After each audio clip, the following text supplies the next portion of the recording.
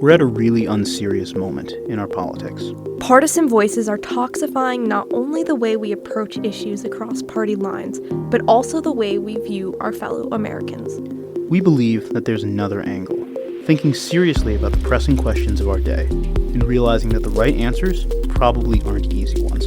I'm Rena Minetti. I'm Isaac Willauer. Courtesy of the Institute for Faith and Freedom at Grove City College, welcome to Another Angle.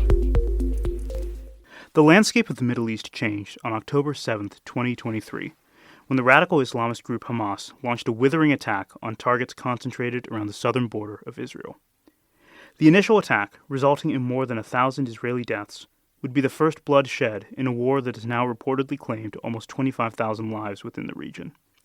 Aside from the immediate human costs, Hamas's attack and Israel's retaliatory military campaign within the Gaza Strip have sparked controversy around the globe, upending many hopes at a successful two-state solution and reigniting debates over the role of extremism in global conflict, the world's perception of the Jewish people, and the right of Israel to exist as a free state.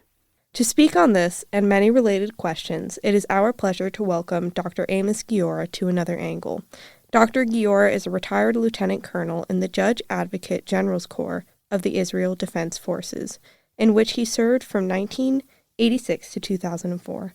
He now teaches at the S.J. Quinney College of Law at the University of Utah, and his scholarship covers a wide variety of areas, including counterterrorism, Israeli politics, and morality in armed conflict. Dr. Guiora, thank you for being on the podcast. Thank you so much for having me. Yeah, it's a pleasure to have you. This is a difficult topic, I'm sure, for many people, and it's a controversial one, but it's one, I think, in which your expertise is really crucial and interesting to the general public. So we really appreciate you taking the time. It's my pleasure to be here. Yes. The topic is difficult, challenging, and complicated. That's the polite version. I'm sure we'll dig into that later. So, including the not polite side of that. We can definitely touch upon that. I hope. Okay. So let's start out at the beginning. Where were you on October 7th? What was your view on the I was on vacation with my wife, who woke me up at 8:30 in the morning and told me that our daughter had just texted her that there was a war, and I had no idea what my wife was talking about. And we turned on the BBC and we saw, and then we cut short our vacation, obviously, and raced home as quickly as possible. Wow. So what's your view on the state of readiness of the Israeli military and intelligence during the Hamas invasion? You're asking me if there was an intelligence and IDF failure that enabled the Hamas attack? 100%. A total failure. Could you explain a little bit more what you mean by that? Sure. The fact that, as we now know, we didn't know the extent of the tunnels that Hamas terrorists were able to cross into Israel on whatever, their motorcycles, their cars, unimpeded, I think is the right word, that we had no understanding of what was going to unfold. It is a failure that is beyond stunning and beyond anything that is imaginable. And when this will all be over, there will be a day of reckoning and multiple investigations and commissions of inquiry that will be critical. But that will be when this is over. But there is no doubt that this was an enormous and terrible failure. Mm. Yeah, for sure. And we can get into some of the specifics on that at some point. Sure. So since the beginning of this invasion, a lot of people, including writers, thinkers, have said that this is an indication that the two-state solution is dead, and maybe that it always was. I kind of see that being feasible, especially given the general sentiment of a lot of people in the region. What do you think about the two-state solution? I think there's no connection between A and B whatsoever. All right, explain. As someone who spent 15 years officially and unofficially negotiating in the aftermath of the Oslo Peace Agreement signed in '94, if when I negotiated officially from 94 to 99, I was involved in the implementation of implementation of Oslo and Gaza. In the 10 years I was involved in what is called Track 2 unofficial negotiations with Palestinians from the West Bank, and I wrote a book about this. The Palestinians made it very clear, the Palestinians from the West Bank made it very clear that the conditions to their participation was that Gaza is off the table and Hamas will never be in the room. So we could sit here and talk about a two-state solution, which I support, but the truth of the matter is no Palestinian leader in the West Bank has any interest in a Palestinian state that includes Gaza as it presently is under the rule of Hamas. If one day, hopefully, there won't be Hamas in the Gaza Strip, then the question will be whether or not the Palestinian Authority, which ruled Gaza from 94 to 2004, whether or not the Palestinian Authority can come back to Gaza. If that happens, then I think it'd be possible to have conversations about the two-state solution under the auspices of the Palestinian Authority, responsible for both the West Bank and the Gaza Strip. But the Palestinian Authority, of course, will never say this. But as long as there's a Hamas-ruled Gaza, the chances of a Palestinian state are less than zero, because the West Bankers want nothing to do with Hamas, and in many ways they are far more concerned about Hamas than they are about Israel. So those of us who talk about a two-state solution, again, like me, I've written about it and I've advocated for it. I think we all understand that there's an intellectual dishonesty here because of the intra-Palestinian, not only infighting politically, but actual fighting. I take you back to 2004 or 5 when Hamas took over Gaza. Again, they won democratic elections. The fate of Palestinian Authority officials was clear as the day is long. Some were killed and some were shot, and it was bloody and it was brutal. Facts are important.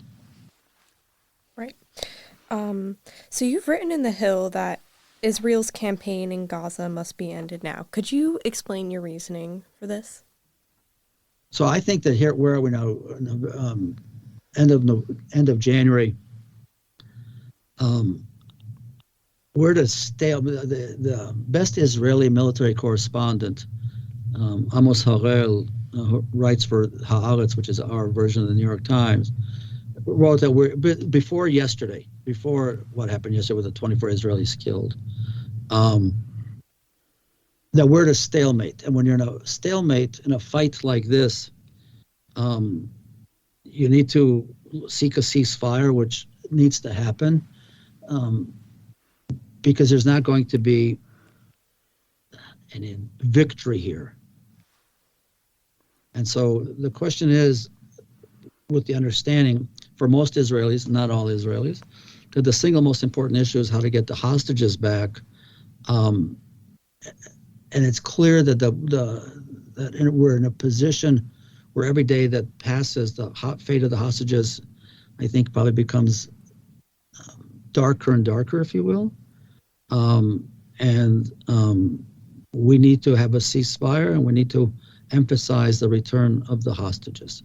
It's complicated. It's obviously a lot easier said than done, but I see no alternative.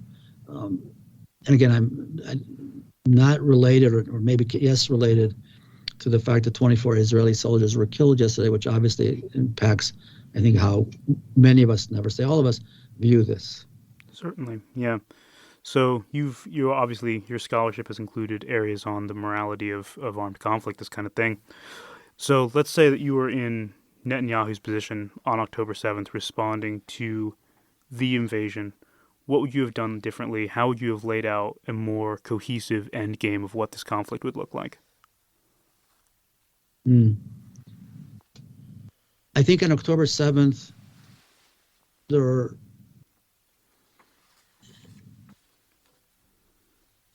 I think the decision, first of all, to the air attacks, let's go back one step.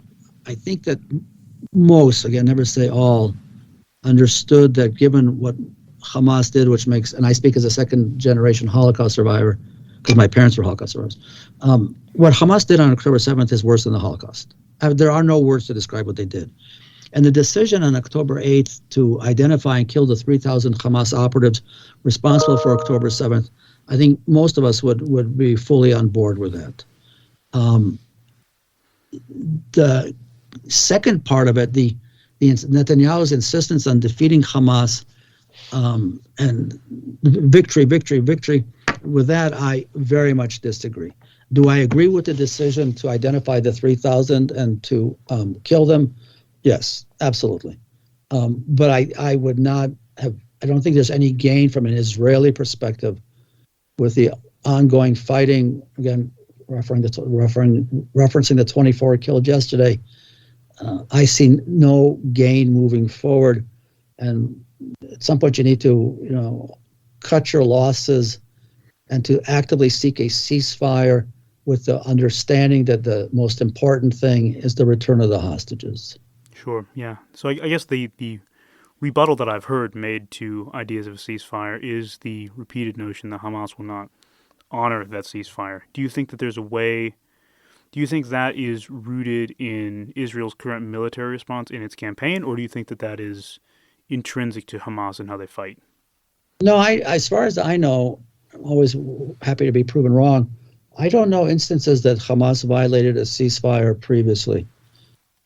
I will absolutely concur with the notion that it's difficult to get them to agree to a ceasefire because they obviously sense a weakness here. That's obvious because it seems to be pretty clear that in the last few days, whether it came directly from Netanyahu or through intermediaries, whether it's Qatar, Egypt, the United States, that Israel offered Hamas a 2-month ceasefire to let Hamas leadership leave Gaza in return for release of the hostages.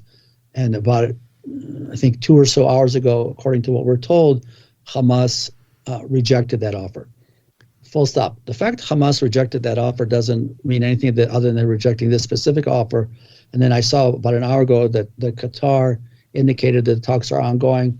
So there's obviously a lot of public positioning and a lot of public posturing here. But I think that king for the day, as prime minister, which I will never be, I would focus on the ceasefire for the purpose of return of the hostages and with the understanding that there will not be victory here and that the process of rebuilding Gaza needs to begin, obviously preferably without Hamas. And I would see if Biden or Blinken called me and said, what do you think? I would say what needs to happen is there has to be a mechanism for the re-entry of the Palestinian Authority into Gaza. I mean, these are all obviously difficult, complicated, complex issues. But on the other hand, again, as an Israeli, the loss of life of soldiers it warrants king for the day making every effort to move forward, not in a military context. Certainly. So, given your experience in counterterrorism, I think this is maybe something that an American audience really needs to hear in terms of the assumption with groups like Hamas is that they operate under no moral calculus. There's simply extremists and there is no rational basis there. Can you try as best as you can, and I'm aware that this may be a sensitive thing to ask, but can you try and sketch out Hamas's moral calculus as it stands right now in the conflict and describe their objectives as best as you can? So, first of all, I'm going to disagree with you. I think they are, from their perspective, they're highly rational. I've spent I'm delineating a perspective. Yeah. Hang on, you asked the question. I've spent in various capacities, not important who, what, why, where, when, time with people from Hamas. And there was no doubt from their perspective it was highly rational, thought through, and intelligent. I may not like what they're doing, but that I don't think there's any disagreement about that. In terms of their moral calculation, to me, what happened on October 7th is the all-time war crime. We can also talk about what happened in The Hague last week or 2 weeks ago.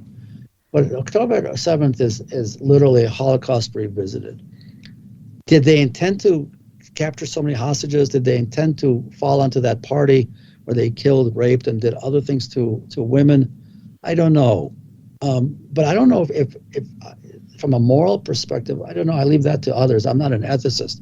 I think from their perspective, they believe, whether coming from them or from the Iranians or just from them, maybe just from them, they are locked in war with Israel. And I remind both you and the listener that according to Hamas's covenant, the purpose of Hamas is to destroy the state of Israel. Mm-hmm. And if October 7th leads to that, or perhaps from their perspective they thought that would lead to that, and that's fully in accordance with their covenant. They have never gainsayed the covenant. They've never tried to modify their words. They've never tried to sugarcoat the words, and they are very clear about this, that Hamas established in, was it 1988, 1988, 1989, for the purpose of destroying the state of Israel. And it could be that October 7th, from their perspective, is but a manifestation of that. And I also remind you that when they freed one of the hostages, I don't remember the woman's name, they told her when they released her that we warmly recommend to you not to go back to the kibbutz in which you lived on the Gaza border, because we'll come right back. You need to move to northern Israel, and you need to move as far away from us as possible. And that, whichever the Hamas terrorists said that to her, was giving her a pretty clear message, if you will, that they, Hamas, don't see October 7th as an end game, but as a continuation. And I think, again, in the context of their covenant, that I think reflects that. And in that sense, October 7th reflects implementation, application of the covenant. Yeah, that makes a lot of sense. So just as a follow-up, do you think that Hamas can be defeated? No. I think you can impose significant harm on them, whether to individuals, infrastructure, leadership. Can an idea be defeated? No. Can Hamas be defeated? No. That makes sense. So I want to talk a little bit about the American perspective on this, because you spent time in both Israel and the United States. Your perspective on this, I think, is particularly well informed. The U.S. positions on this current conflict seem to range between, at least on the far ends, really extreme, undying support for Israel, including the current military campaign, especially on the political right, to extreme disdain for Israel, anti-Semitism, support for, even bordering on support for Hamas on the political left. So do you think the American support for Israel, particularly, as specifically concerning this conflict, is driven by an accurate understanding of the geopolitical space, or a sense of cultural, religious fealty to Israel that Americans have? I think that the historic answer is twofold, threefold. One, I think that in the aftermath of the Second World War, the Holocaust, President Truman, the Cold War, I think Israel was viewed as a strategic ally in the Middle East. You know, the only democracy in the Middle East, and also as a counter, particularly the Cold War, Soviet Union, the Arab countries. I think that pretty much dictated American politics. I think, I mean, you're on a college campus. I don't think there's any doubt that from the perspective of what one sees amongst young people, college students today, the manner in which my generation or people between your age and my age viewed Israel, that clearly is not the tone and tenor today. Mm-hmm. I think if you look at the demonstrations and the slogans, whether on college campuses or elsewhere, look at Europe, I think that is it's a reality that Israeli decision makers are going to have to grapple with down the road. Whether or not they're competent in doing so is a really important question. I have my doubts. I also think that it's pretty clear that if the presidential election, I know there's a New Hampshire primary today, but I think if an American election were held today, you know, whoever will be the Democratic nominee, and whoever will be the Republican nominee, I think that it seems to be pretty clear that whatever this word means, the liberal faction of the Democratic Party, age 40 minus, I would think, would be very critical of President Biden if he's the nominee in terms of how he's been interacting with Israel and the perceived support of Israel. And will that, if indeed Biden becomes the nominee, which I assume he will be, and if Trump becomes the nominee, which I assume he will be, I think you're right that this would potentially play a role in the November election. On the other hand, according to my calendar, we're in January 23rd, and the election is the first Tuesday of November, which is half a lifetime away, and a million things can change between now and then. But again, I think you're right. If the election were held today, it's possible that Biden's support of Israel would potentially have an impact on how a particular aspect of the Democratic voter would perceive that.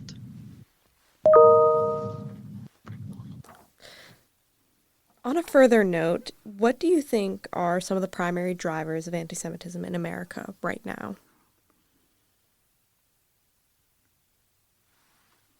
One, I think profound and overwhelming ignorance. Two, I'm not a conspiracy theorist, never have been, never will be.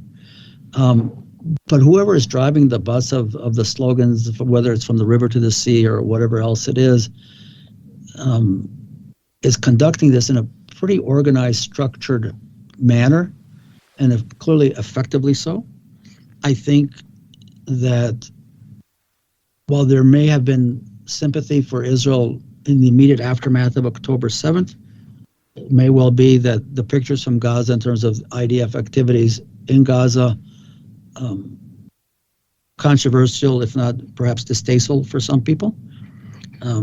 I think that Israel has never been very good at explaining itself. That's something that any Israeli will tell you is a reality. I think that on college campuses there seems to be this anti-Israel moment, which is powerful, whether it's wherever it's generated from. But I also do think that there's a significant amount of ignorance here. I saw a survey somewhere that something like 60% of college students who are yelling river to the sea have no idea which river or which sea. Yeah, that checks out. And I think that's a problem. Sure. So when you look at that growing trend, especially among Americans, maybe under 40, as you said, what do you think the best way is to go about challenging that conception of Israel? Well, that is an excellent question. I think that it's hard to disassemble how people feel about Israel from how they feel about Netanyahu. So take me as an example. He is, as I said in an interview the other day, his actions are unconscionable. He's an utterly vile, loathsome, horrific prime minister. There are no words to describe how horrible he is. And that's you told me to be polite, so I'm being polite. You don't have to be. Just don't curse, maybe. We'll have to censor it out. You can. We'll just have to censor it. Right. He's more responsible than anybody else for what's happening right now. The blood of the soldiers who've been killed is on his hands. There's even there's a poster that somebody sent me from the rally in Tel Aviv Saturday night. Their blood is on your hands. They're referring to the hostages and the soldiers, 100%. On the other hand, because we are a democracy, he is the prime minister, and absent a vote of no confidence, he will remain the prime minister. And I think for many people, it's difficult to disassemble Israel from Netanyahu. One hopes that after the war ends, there will be elections and there will be a new government, and we can begin the process of rebuilding Israeli society, which is essential. And I think in the context of rebuilding rebuilding Israeli society, I think it will be really important for whoever the government is to, first of all, re-engage with the American Jewish community. I think there's a disconnect today, particularly with young people, between Israel and the American Jewish community. And part and parcel of that is re-engaging with American society in a way that's very different from how Netanyahu has done it. Netanyahu cast his lot with the evangelical vote in the United States, cast his lot with President Trump, and gave the proverbial middle finger to the Democratic Congress. His relationship with President Obama was awful, and his relationship with President Biden is even worse. And that I really do hope when this is over, we will begin the process of re-engaging. But before we do that, the first thing we need to do is to eviscerate, and that's using the word deliberately, eviscerate all of the anti-democratic measures that the government sought to do particularly with respect to eviscerating the Supreme Court and judicial review. That will be essential, but that can only happen when we have a new government, and that can only happen after this war is over. So there is absolutely a sequencing here. These things don't happen overnight. These things are obviously complicated, but I really don't see any choice but to have a vote of no confidence or elections, have him removed, have a new government, begin rebuilding society, and then begin re-engaging with the world in a way that Netanyahu and his extreme right-wing ilk have not. And Netanyahu is in many ways held captive by the two extreme right-wing members of his government, Itamar Ben-Gvir, who's the minister of, translating loosely, of public security and national security, and Bezalel Smotrich, who's the minister of finance, who are both right-wing extremists. They are, from my perspective, they are racists and they're fascists. And because he's dependent on them in the context of a parliamentary system, he is held captive to them and by them, and that is highly problematic. And that plays into the question of the anti-Semitism. It doesn't help when these two in particular, but also others, make absolutely outrageous statements about Gaza and the Palestinians.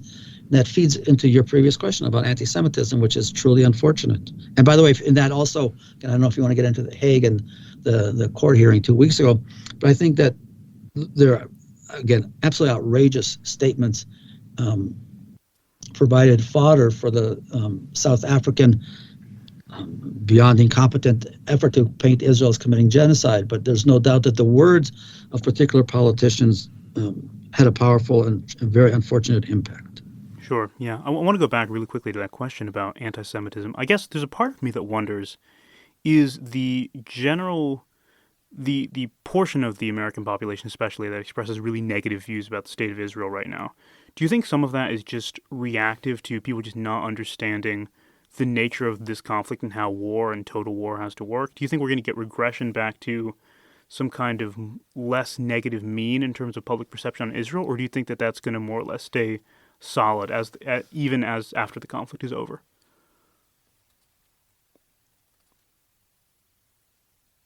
I think that predicting that one is probably as complicated as predicting will the Lions beat the 49ers on this coming Sunday. Oh, we can talk about that if you really want to. Yeah, I don't know. I think a lot depends on how it ends.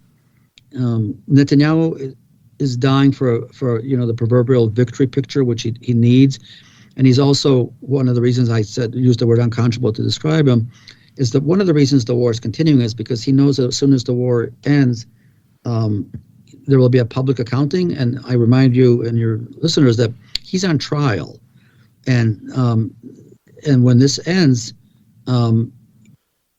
there will be both. I mean, the trial is going to heat up, I hope, because it's been going on like forever, and I hope that there will be elections. And there seems to be more and more members of his own party who increasingly understand that there is a need for elections, but they can't say that publicly because they're so afraid of the base. And in terms of how this will be perceived from a global perspective, I think a lot depends on how it ends. And I think at the moment, it's unfortunately too early to predict how it will end. From my perspective, I'll keep checking my cell phone while we're talking to see if somebody's decided to end the damn thing, because then you could have a scoop. But a lot depends on his desire for the victory picture. And on the other hand, there was, again, Amos Guiora, the great writer, says that given the 24 soldiers killed yesterday and the lack of movement with respect to hostages, there's a greater realization among some members of the public that this needs to end. All right, now just to take one final question and zoom out on this whole conversation so far. You've written about the morality of conflict in the past. Do you think that the United States and the Biden administration has a meaningful and consistent moral philosophy on its approach to rising conflicts, or are we just being reactive? So when I wrote about morality in armed conflict, interesting, I wrote it about in the context of state, non-state, not in the context of state-state. And I think, for instance, I mean, if you apply it, and you could have this conversation down the road, in terms of how the United States, for instance, is dealing with the Houthis in Yemen. I mean, that seems to be, at the moment, the United States and Britain are maybe perhaps teaming up to discourage the Houthis from continuing to do what they're doing. On the face of it, I confess my reading of it is superficial only because I'm so focused on Israel, Gaza, that seems to be the United States is conducting itself in accordance with any reasonable standards of how morality is defined in international law and how it's applied in international law. I don't see a problem here. And in terms of American support of Israel, we're not, this also needs to be stated, we're not engaged here in counterterrorism. We're engaged in war with a non-state actor, which is a very different and very new paradigm. Because in traditional counterterrorism, it's state, non-state. And when Netanyahu or the government declared war on Hamas, that's, I believe, one of the very few times, maybe the second time ever, that a state has declared war on a non-state actor. It is murky, but that in no way doesn't mean that you don't conduct yourselves in accordance with morality. And the three most important principles, two or three most important principles, one is the rules of engagement. Two is absolutely the need to minimize collateral damage, even though international law doesn't, there's no numerical articulation about what exactly that means. And three, try to prevent harm to the civilian population in the context of morality. What complicates this is that Hamas is the most egregious violator of any notion of decency with respect to its own civilian population in terms of human shielding. And one of the reasons, obviously, that innocent Gazans or the civilian population is being killed is because Hamas surrounds itself with them. That needs to also be referenced, and that makes the morality discussion not only theoretically complicated, but operationally very challenging. For sure. I guess one last question. In terms of your experience in the IDF and your experience as a scholar on armed conflict more generally, do you think that, how long do you think this conflict is going to last now? How much longer? I think it needs to end by the time you and I finish this conversation. And I think there'll be increasing calls on Netanyahu to call it a day. Yeah. We can hope and pray for that. Amen. Yeah, so true. Dr. Guiora, thank you so much for being on the podcast. Thank you for having me. Enjoy the rest of your day. All right. God bless. Bye-bye. Thanks for listening to Another Angle. Be sure to check us out on Spotify and leave us a 5-star rating, or listen to full episodes uploaded on YouTube. For more information on the Institute for Faith and Freedom, visit us on Facebook, Instagram, or online at faithandfreedom.com.